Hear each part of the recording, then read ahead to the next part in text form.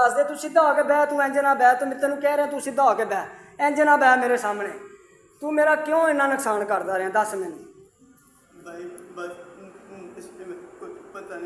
की नहीं पता लगता। चल तू कदी किते कर लवें किते कर लवें, मैनू समझ आ जाती कि यार चल दानी ने मेरा कोई 10-20 हज़ार का 50 हज़ार का नुकसान करता, कोई गल नहीं।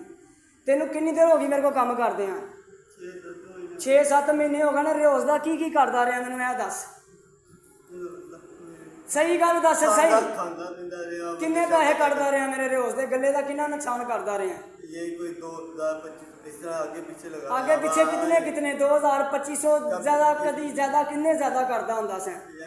कभी उन्हें दे दिए, यानी कि नशे को आया उसे दे दिए, सामान लिया, 200 का लिया, 250 का लिया, 500 का लिया, इस तरह का। ए जड़ा कैश 2000 रुपया कढ़िया ही है, कैश कहंदे असें कढ़िया ही है, किन्ना वास्ते? वो जड़ा नशे वाले ने परसों रात तेरी रिकॉर्डिंग दे विच तू आया होया, तू पैसे दे रहे हैं, वो कहंदे पैसे दे रहे हैं, वो नशे दे पैसे नहीं सी दे रहे? वो नशा लिता ही उन्हां कोलों, लिता ही ना। मैं तेन रिकॉर्डिंग वहाँ मंगवाने विच मेरे को सेफ ने, ठीक है ना? वो नशा लिता ही, वो पैसे दिते नहीं हो, तो फिर इन्होंने पैसों क्यों कढ़े?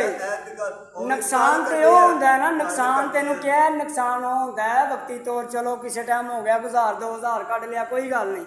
वो तू मेरा डेली खाना खराब करी जा रहा है। वो 2000-2500-3000 का मतलब है 3000 रुपया, 90,000 रुपया महीना होंदा है। तू 3000 रुपया भैन चो रिओज का तू मेरा बर्बाद करी जा रहा है। 90,000 रुपया 5 महीनों का, भैन चो 4 लाख रुपया 6 महीनों का 5 लाख रुपया बनता पाया, वो किन्ने देना है?